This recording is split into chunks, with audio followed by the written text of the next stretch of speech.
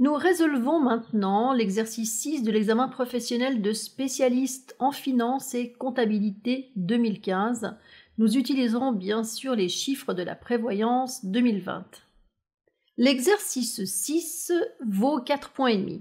Il est en deux parties. La partie A consiste à calculer le total des cotisations AVS, AI, APG et assurance chômage, donc le premier pilier dû par l'employeur à la caisse de compensation durant un mois de réduction du temps de travail. Nous sommes effectivement dans une situation où il y a une réduction de l'horaire de travail, RHT, comme préalablement résumé dans l'exercice 5.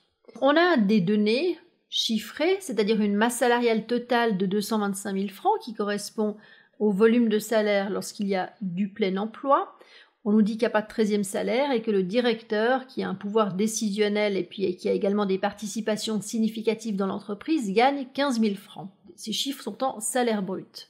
Donc il va s'agir de compléter le tableau de l'exercice 6, le tableau A. En B, il va s'agir de dire si oui ou non le directeur peut toucher une indemnité en cas de réduction de l'horaire de travail et il faudra justifier la réponse.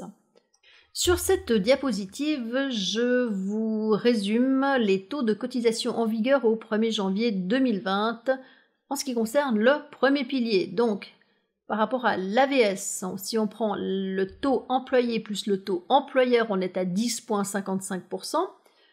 L'assurance chômage, premier niveau, on est à 2,2% jusqu'à 148 200 francs.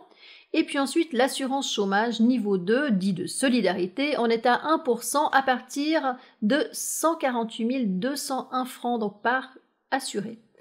Ce tableau synoptique provient du centre d'information de la VSAI, qui est au service des caisses de compensation AVS et des offices AI en Suisse. Il publie des informations complètes et utiles sur les assurances sociales qui composent le premier pilier.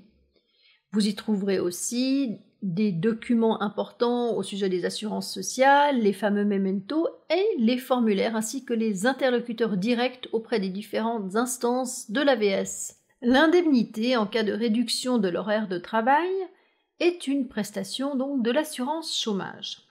L'article 31 de la loi sur l'assurance chômage parle du droit à l'indemnité. Donc les travailleurs dont la durée normale de travail est réduite pour raisons économiques ont droit à une indemnité qui est versée, je le rappelle, nous l'avons vu dans l'exercice précédent, à l'employeur, mais qui lui la verse à l'employé.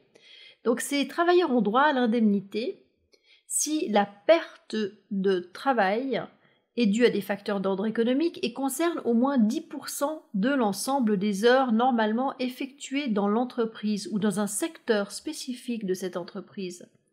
Le droit à l'indemnité vaut si le congé n'a pas été donné et le droit à l'indemnité vaut également si la réduction de l'horaire de travail est vraisemblablement temporaire et si l'on peut admettre qu'elle permettra de maintenir les emplois en question.